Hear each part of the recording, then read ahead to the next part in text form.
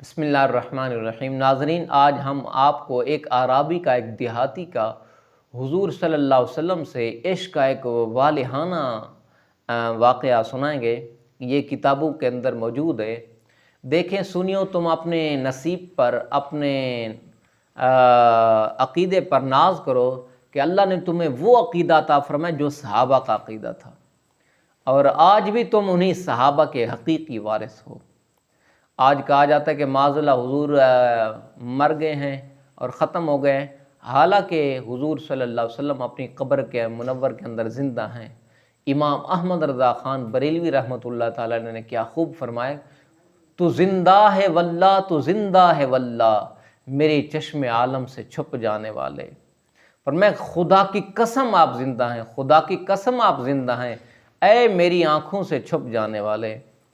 تو آقا کریم علیہ السلام اپنی قبر منور کے اندر زندہ ہیں۔ حضور صلی اللہ علیہ وسلم نے ارشاد فرمایا کہ اللہ تعالیٰ نے زمین پر حرام کر دیا ہے کہ وہ انبیاء کے جسموں کو کھائے۔ یہ بڑی مشہور حدیث پاک ہے۔ تو حضور صلی اللہ علیہ وسلم اپنی قبر منور کے اندر زندہ ہیں، اور ایک دیہاتی حضور صلی اللہ علیہ وسلم کی قبر منور پر آیا اور آ کر عرض کرنے لگا، دعا کرنے لگا اللہ سے۔ تو آج لوگ کہتے ہیں کہ انبیاء کے پاس جاؤ، اسی طرح اولیاء کے پاس جاؤ تو وہاں دعا کرنے والے معاذ اللہ مشرک ہو گئے۔ کیا یہ صحابہ کے دور کا واقعہ ہے؟ کیا معاذ اللہ وہ مشرک تھے؟ تو پتہ چلا کہ حضور کی قبر منور پر جانا، اولیاء کے قبروں پر جانا اور اللہ سے دعا کرنا، یہ صحابہ کی سنت ہے۔ تو ایک دیہاتی حضور صلی اللہ علیہ وسلم کی قبر منور پر گیا اور جا کر دعا کرنے لگا، اللہم انا ھذا حبیبک وانا عبدک والشیطان عدوک۔ اے اللہ، یہ تیرے حبیب ہیں اور میں تیرا بندہ ہوں اور شیطان تیرا دشمن ہے۔ فإن غفرت لی سر حبیبک وفاز عبدک وہلک عدوک۔ اے اللہ، اگر تو نے میری بخشش کر دی، تیرے حبیب خوش ہو جائیں گے، بندہ کامیاب ہو جائے گا اور شیطان نامراد ہوگا، ناکام ہو جائے گا۔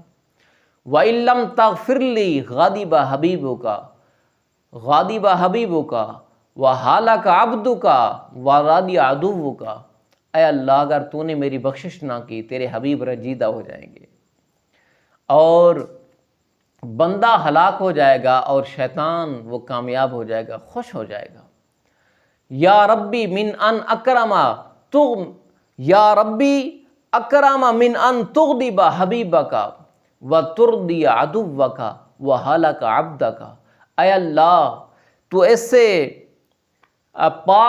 تیری ذات اس سے بڑی کریم ہے کہ تو حبیب کو رنجیدہ کرے اور بندے کو ہلاک کرے اور دشمن کو خوش کرے۔ اور یہ جب دعا مکمل کی تو کہنے لگا، اللہم کہ ان عرب اذا مات فیہم سید اعتق علی قبرہ۔ عرض کرنے لگا کہ اے مالک، ہم عربوں کا یہ رواج ہے کہ جب بھی ہمارا عرب کا کوئی سردار فوت ہوتا ہے تو ہم اس کی قبر کے پاس غلاموں کو آزاد کرتے ہیں۔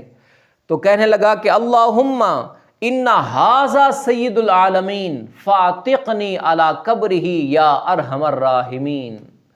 کہنے لگا کہ اللہ، یہ تو دونوں جہاں کے سردار ہیں، اے رب العالمین، اس دونوں جہاں کے سردار کے پاس کہ قبر کے پاس مجھے گناہوں سے آزاد فرما، میرے گناہوں کو معاف فرما دے، مجھے جہنم سے آزادی عطا فرما دے، مجھے جہنم سے آزاد کر دے۔ جب یہ دعا کی، فقال لہ بعض الحاضرین یا خل عرب ان اللہ قد غفر لک بہذا حسن سوال۔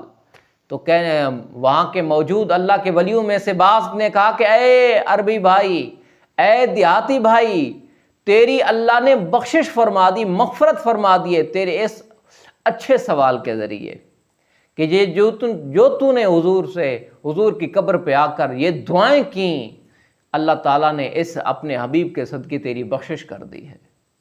تو خواجہ غلام فرید رحمۃ اللہ تعالیٰ نے بڑی پیاری بات کہی، بڑے پیارے فرماتے ہیں کہ لکھ شکرانہ پڑھا دگانا، عربی میں گھر آیا بخت سمایا، ڈوہیں جہاں کراں قرباں، ہے تاج لولاکی پایا بخت سمایا، صدقے ویندی قدم چمیندی، رب ہے دیدار دکھایا بخت سمایا، بے شک یار فرید ہے سونا، خالی نسی ولایا بخت سمایا۔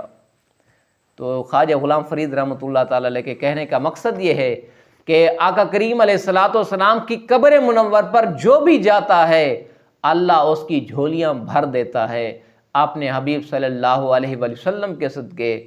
تو اللہ تعالیٰ فرما رہا ہے کہ اے ایمان والو، جب بھی تم اپنی جانوں پر ظلم کر لو میرے حبیب کے پاس آ جاؤ، میرے حبیب تمہارے لیے بخشش کریں تو اللہ تعالیٰ تمہارے گناہوں کو بخش دے گا۔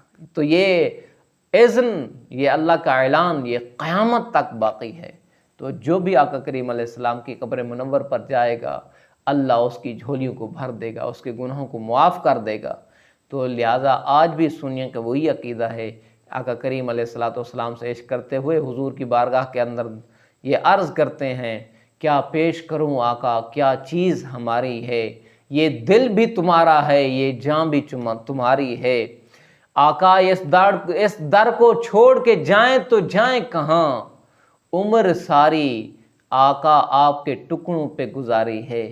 تو اللہ تعالیٰ ہم سب کو حضور کا عشق نصیب فرمائے، آمین بجاہ نبی الامین صلی اللہ علیہ وسلم۔